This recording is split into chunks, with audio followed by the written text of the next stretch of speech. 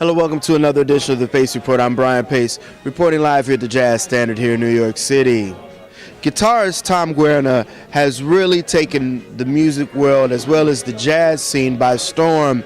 In fact, his latest record, The Wishing Stones, which is out on Destiny Records, has a dynamic cast of characters that'll really blow your mind. In fact, tonight is the official New York record release performance party.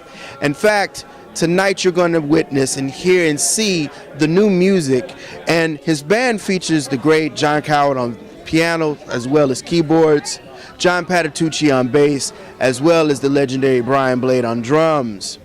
This Brooklyn-born Staten Island guitarist tonight will sit down with me and we'll discuss the origins of this project. We'll talk about how he really developed an ear for both jazz as well as studied classical in college, and what it takes to be a jazz guitarist here in New York City, as well as to adapt to the different many playing environments that this gentleman has played with. In fact, over the last 20 years, this gentleman has played with a myriad of great artists, ranging from the great Lenny White, Dr. Lonnie Smith, Wallace Rooney, as well as Billy Hart and Gary Bartz, just to name in this few. So sit back, relax, and enjoy highlights of the official New York record release performance of Mr. Tom Guarna and his quartet, featuring the great John Patitucci on bass, Jon Cowherd on piano and keyboards, and Brian Blade on drums. Live here at the Jazz Standard here in New York City.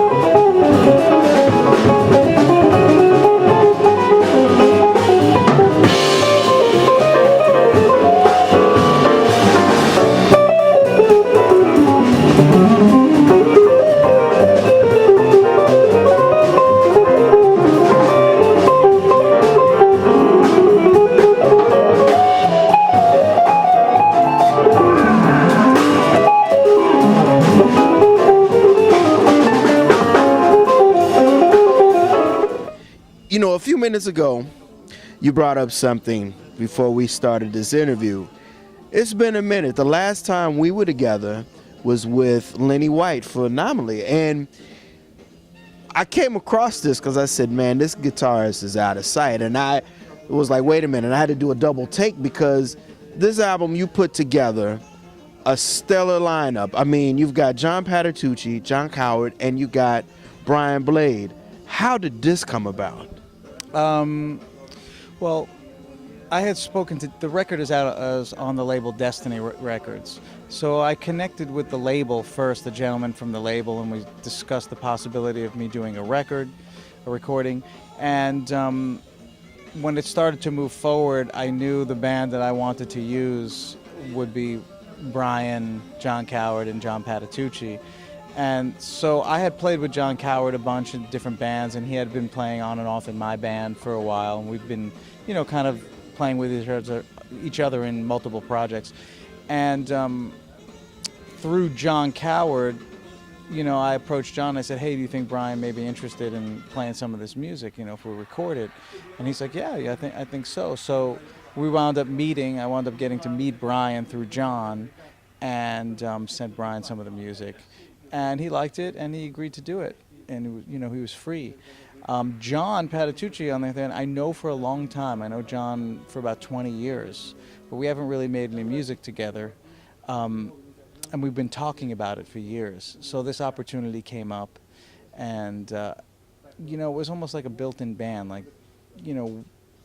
Jon and Brian play in Wayne's band, so they're playing all the time together. And then Jon Cowherd and Brian play in the Fellowship for many years. They've been playing, so that's a unit in itself. And then Jon Cowherd also plays in Jon Patitucci's trio sometimes. So it was almost like a very familiar group already without having played together all in the same room. And I felt really good about that connection that we all had. And when we recorded it, it was exactly what I thought it would be. It was like a band already. You have played all kinds of styles of music, and you've gone fusion. This is a straight ahead quartet record. Musically, where are you right now? Because this is a very different lane for you right now. I mean, yes and no. I mean, when I was coming up, when I was younger, I was playing a lot of electric music, a lot of more rock and funk and fusion, for lack of a better word. And but I was always playing straight ahead jazz. I was always playing standards and in trios and things like that. But once you kind of do a higher profile gig in a certain genre, you just associated that that's what you do and that's it. And although I love doing that, I really love to just play standards and play more straight ahead as well. But I've been kind of doing this for a long time, so it's not new to me. I think people who are around New York know this about me, but to have this band and do this record kind of brings it to another level of profile, where more people say, oh, well, he does this or he does that, I mean, I don't know if that answers the question, but I think it does. Let's talk about going into having your own band or bands. What is it that you look for in a musician, and how do you articulate that through the musicians to play your music? Well, I don't like to give too much direction, and I think takes place in the selection process of who I would choose to use. Like-minded people musically who I know play and hear things a certain way that will be complementary to my music. So with a particular band like this, I really don't have to say much. I kind of pretty familiar with their playing, and when we get into a room, there may be some very small details that have to be discussed briefly, but that's it.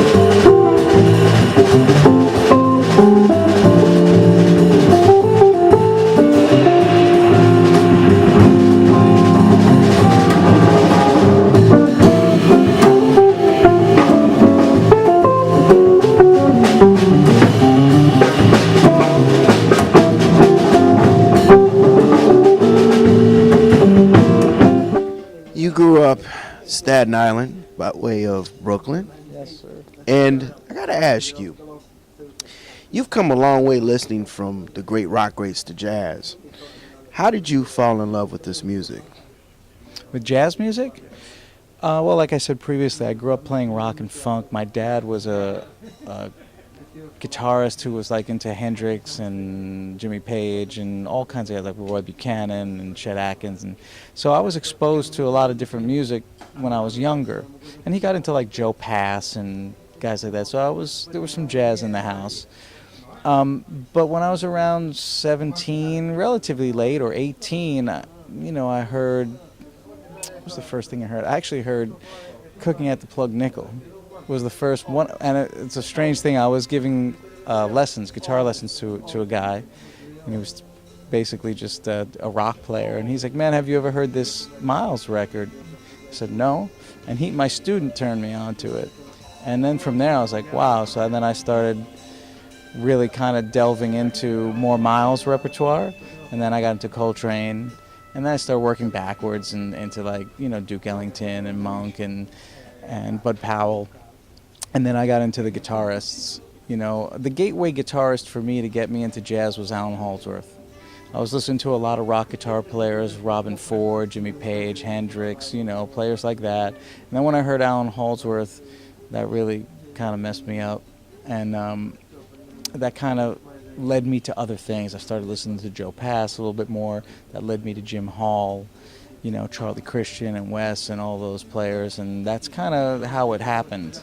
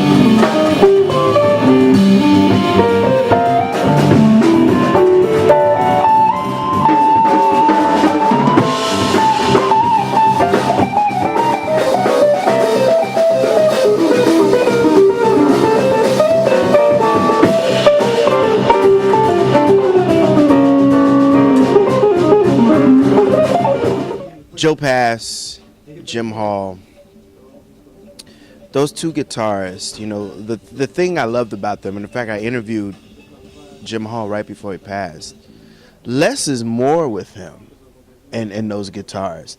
They had a way that they phrased that just was so different than some of their other contemporaries. Yeah, absolutely. Absolutely. Very lyrical. Yeah, that's Jim can say so much with so little. It's incredible. But a lot of my favorite players are like that. What is it about the guitar musically that you have grown into or still learning as you keep playing? Well, I think it's less about the guitar and more just about the music aspect. The guitar is the tool that you choose to express, but you're really kind of searching around musically for different ways to express yourself.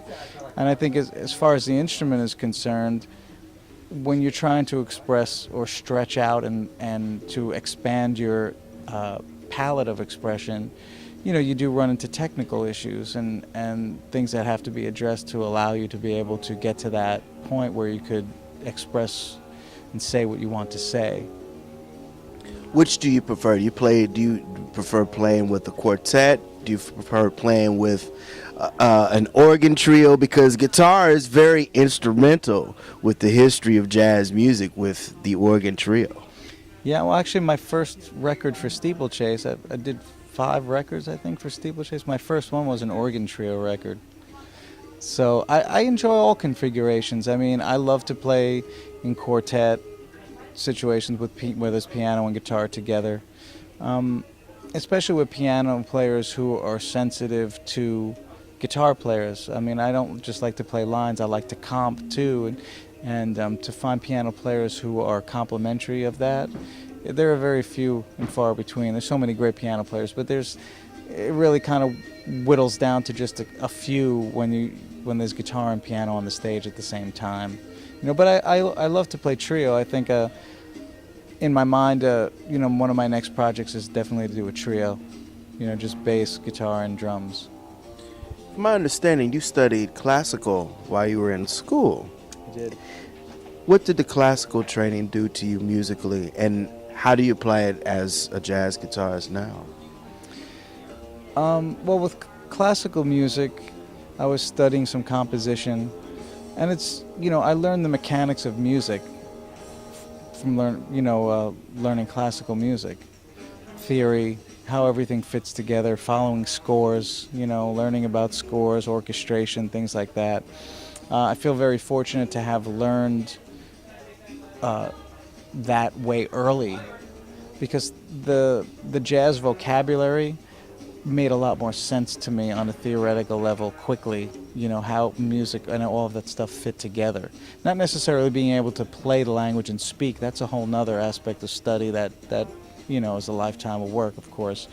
But just the basic way things fit together was, learning classical music first was instrumental in me really understanding how all the music works together, regardless of style. Tom Guarna, this is the last question and the hardest one. What does jazz music mean to you? Freedom of expression. That's what it means to me. Simple as that. That'll do it again for another edition of the Pace Report. I'm Brian Pace, reporting live here at the Jazz Standard here in New York City.